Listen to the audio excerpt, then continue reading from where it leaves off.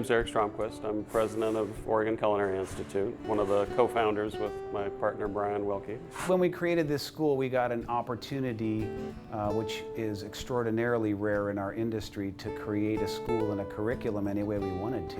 Well, Portland is considered the candy store for chefs. You can take your pick seasonally and have some of the best ingredients in the world at your fingertips. Learning to work with that and understand that is part of the mission. We tried to make this program very, very hands-on. Our students get first-hand exposure to the farmer, the farms themselves. We've got a pig project going right now that's a great example of that. The fact that they had the flexibility to even consider this project told me I'm, in the right place. The Heritage Pig Project is kind of, rumors have been going around about it. First heard about the project, I think it was like my second day of school. Yeah, I've heard a little bit about it.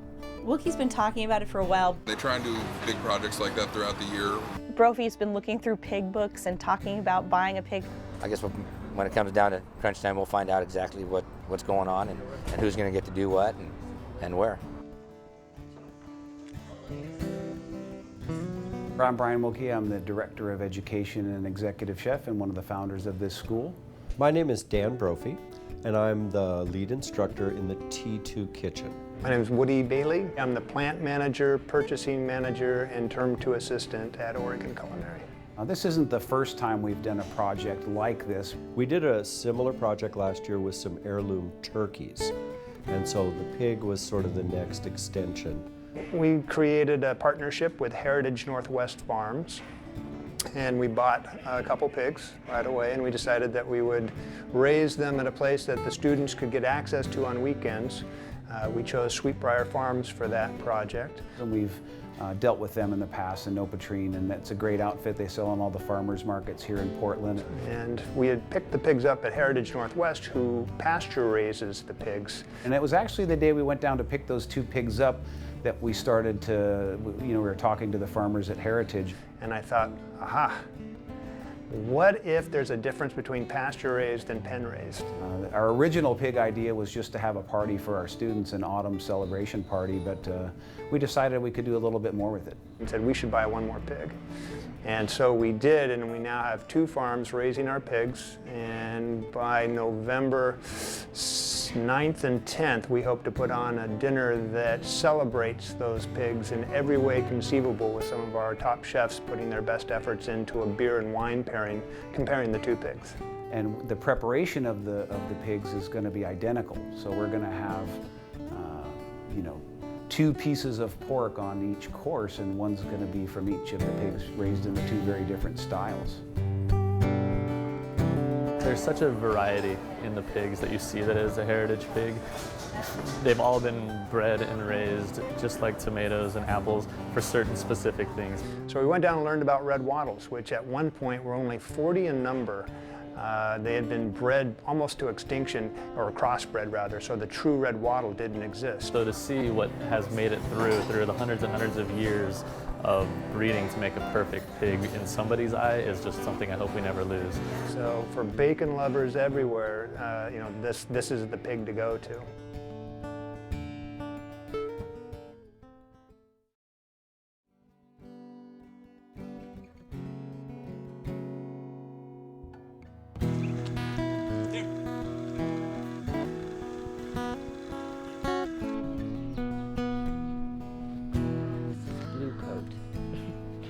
My name is PETRENE Moreland, and I'm with Sweetbriar Farms. Pigs are my life. Pigs and chickens and eggs. I met the farmer about 6 years ago and fell in love. If I knew he had half the passion for me as he does for his pigs, I have no problem.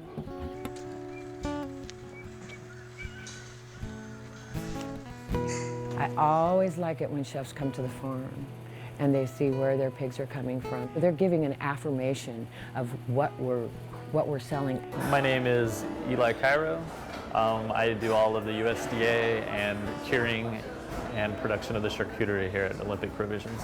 Me and PETRENE have a pretty unique history, because when I was at Castagna and she was up delivering here and she was doing all the deliveries, they had like 1 or 2 sows, and we started taking whole pigs from them at Castagna, and then it I saw her every year be like, I got another farmer's market, I've grown another thing, I got a heritage breed pig. And I was like, you know, every week I would talk to her. And so now it's kind of funny that I'm where I'm at with the pig world and she's at where she's at. And I kind of felt like I watched her grow.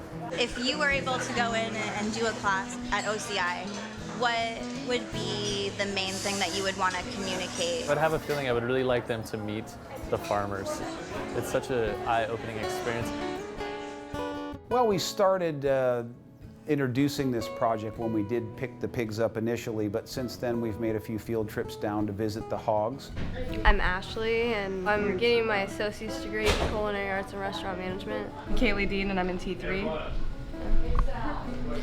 Andrew Bartel. I've been in class with these guys the whole time and in the same track, restaurant management, culinary arts. Diane Beaumont, T3 Kitchen. We all went down to BRIAR Farms to see the pigs and checked it out and did a cooked BLTs for their customers. This is the first time we had the opportunity to go.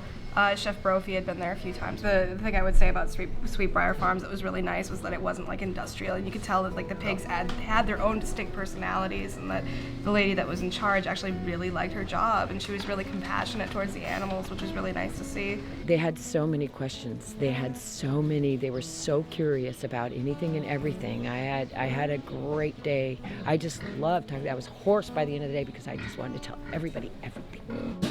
But it was quite an experience for them, and they will never forget it. We got to meet the women that worked there, and basically have a connection if we ever want to have our own place or get some meat from somewhere. It's a good source. Personally, I think it's just kind of nice to be able to put a face on your food, know where it comes from, and know how it was raised. So. It gives you a level of commitment, and you know what you're serving your customers. You never have to worry about it. So. Yeah.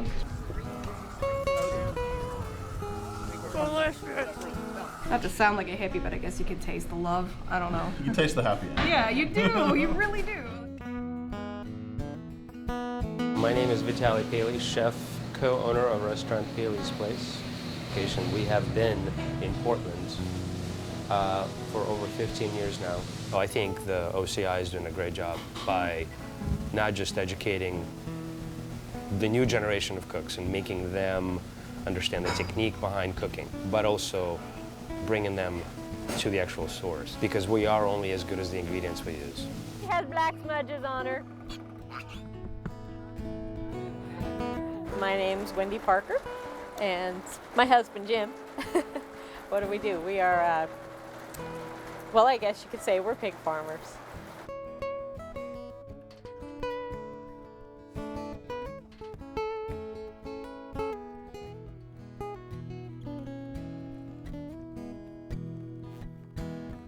Got them set up with basically an all-you-can-eat feeding station that Jim kind of fabricated for us. And right now they're eating complete feed from Purina, actually, mixed with some locally sourced wheat and barley. I mean, they're out there in the pasture, and if they find a mouse or a ground squirrel or some nuts or some whatever, they're free to eat it, and they do. We're not in control of everything, but we do make sure they have enough to eat. There are a lot of pastured hog farmers that plant crops specifically for their animals. Seeing as the land that we have right now, it's not really realistic to expect them to find all their own food. It's a process, and until then we cover our bases with Purina. Hey girls. Oops.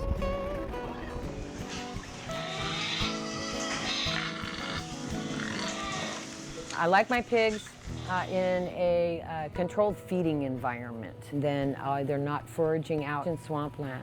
It's important for me to know what they eat and why they and how much they eat. Perhaps maybe we can find some other non-GMO, no soy type of feed. Right now we're just trying to keep up with the chefs and growing the healthy pigs and keep as our barn grows, so do our pigs.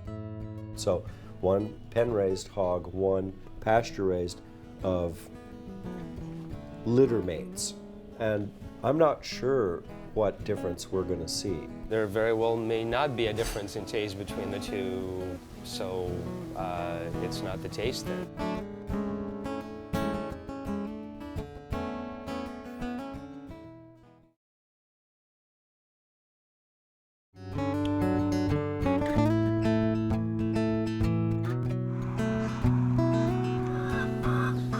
Today was their final day for weigh-in, and they're on their way to pig heaven. I get attached, but I got a lot of bacon here. And so what else am I going to do with these animals? They raise pigs for a reason.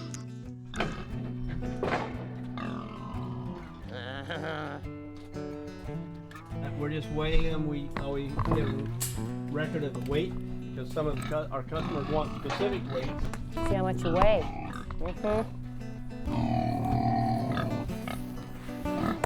Ear tag them with a numbered tag so we can tell the butcher what's supposed to happen with a specific pig.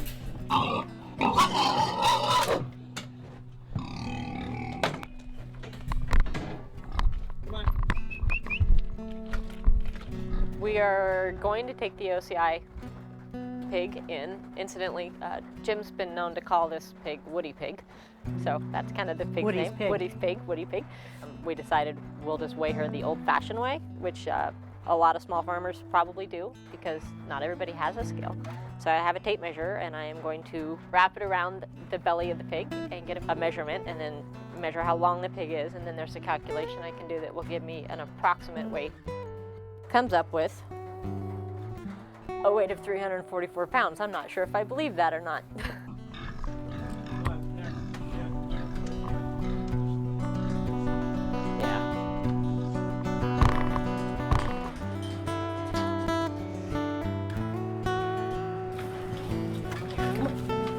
Come on, girl.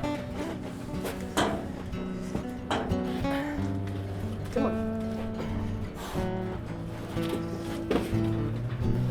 There you go.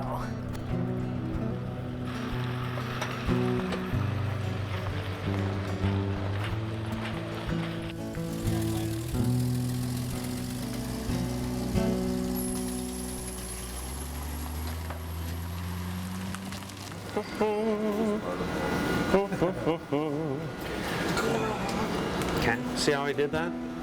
So we want to be real careful. You probably do it from when you lift up this side down. Actually, that's not too bad. Yeah, so let's just stop there. Go ahead and work this off. When you have the opportunity to say, look at this, we got this from, you know, one of the farmers we deal with. It's interesting to watch them have a reaction to the difference when you put it in front of them and see them get excited about it.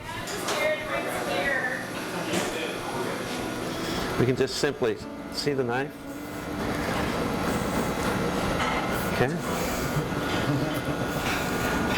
The foreleg, the shoulder, the loin, the belly, and then the hind leg, all right, or the fresh ham.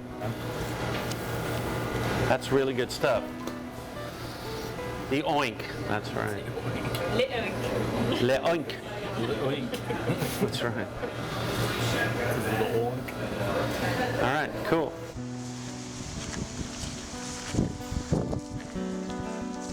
My name's John Pence. I'm CAPRIAL Pence, and we're cooking school teachers, we're chefs. If you become a vegetarian because if you feel like the animals are mistreated, well then go out and do something about it. Don't say, well, I'm not eating meat anymore, because it's not going to go away. The only way it's going to go away is if you go out there and you make an effort to buy product that's not raised in a bad way. Yeah, you vote with your dollars. The reason we got involved in this project is we wanted to support a local farm. We paid $700 plus a $50 processing fee for 280 pounds of pasture-raised pork. We paid $800 for 2 pen-raised pigs at 225 and 226 pounds. So when we take an animal apart, all of the pieces don't have the same value. And it's not us that decide the price tag, it's the marketplace that puts the value on certain cuts. Do we spend more money on something that's raised in a better way where we can't even tell the difference and it might not even affect our health if all we're doing is impacting environment and other people that we don't even see? I like to get local pork, but sometimes people can't always afford and get that type of pork. But if we get more and more farmers to do small farms across the board, then they'll be able to afford to bring the prices down, I believe, and more consumers will be able to afford it.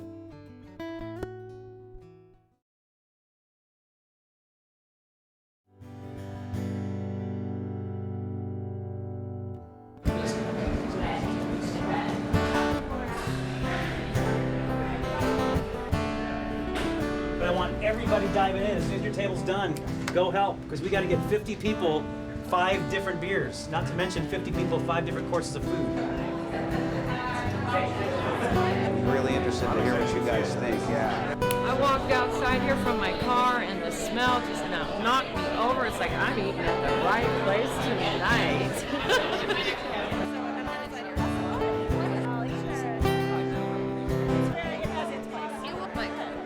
Food and drink is all about having a good time, so nothing else. I want people to just, you know, enjoy the pleasure of bringing the two together, and it's always good to think about where your food comes from. We were interested in pursuing a local connection with a farmer and a pig, and wanted to see it go from cute, cuddly little piglet to deliciousness on the plate. That I think that these should be pretty small but not pasted out. Like this is probably good.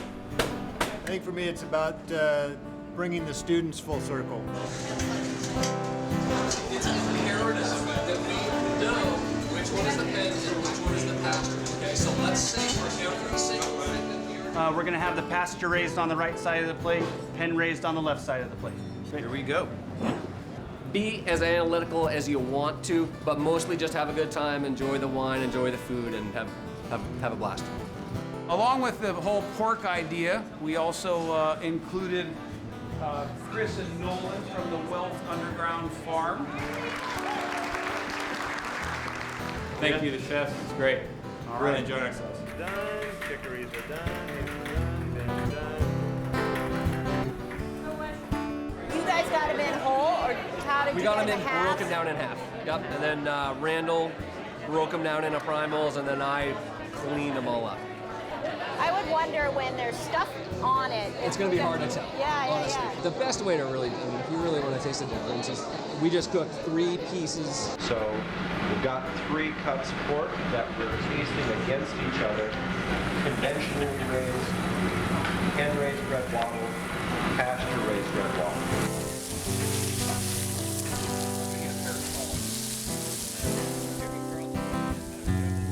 There's a big, big difference. Yeah. This house. Wow. It's beefy. It's meaty. Meaty. Very meaty. Identical cuts. Yeah. Same piece. You know, it could be the difference in exercise. I mean, it's really hard to know, but they're definitely different.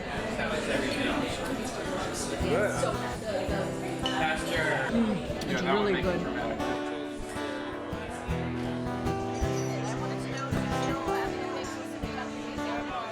When I got a call about potentially doing this dinner, I mean, ecstatic doesn't even begin to describe how I felt, because this is really,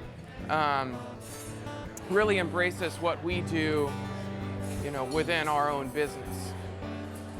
The winemaker and the chef are very similar in that we're not artists, we're craftsmen that are taking a quality ingredient and making it something greater. Rather than getting in the way of the ingredient, we're just enhancing what's already inherently there. So we are absolutely delighted to be doing this dinner with them. Thank you.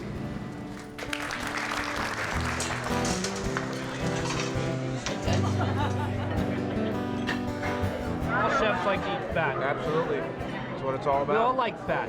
I know, but I tried it and I was just like, how? The thing about fat is it's the vehicle of flavor. Yes.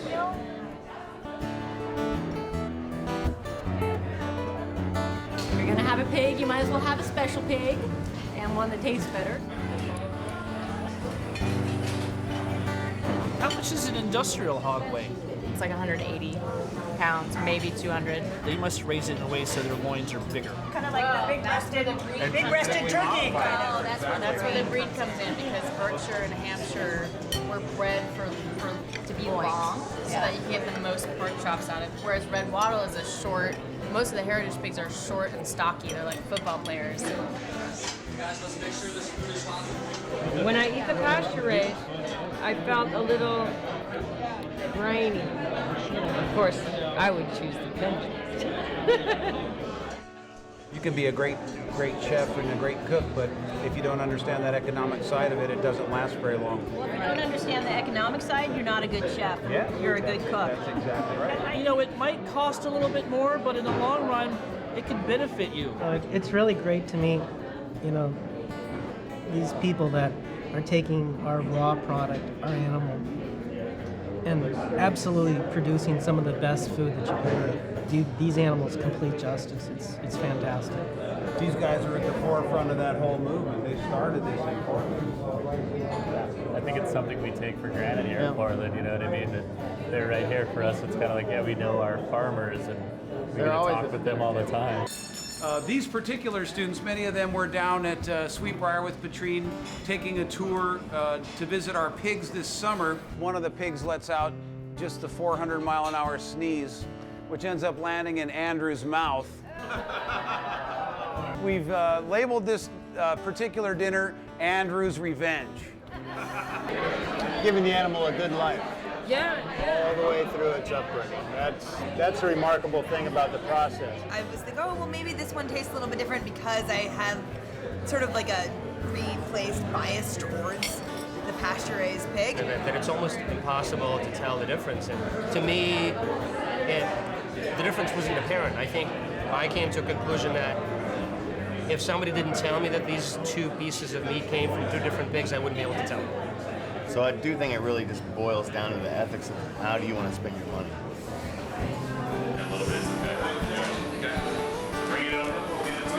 So we had that served warm for you tonight. Hope you'll enjoy it. Thank you very much. All right.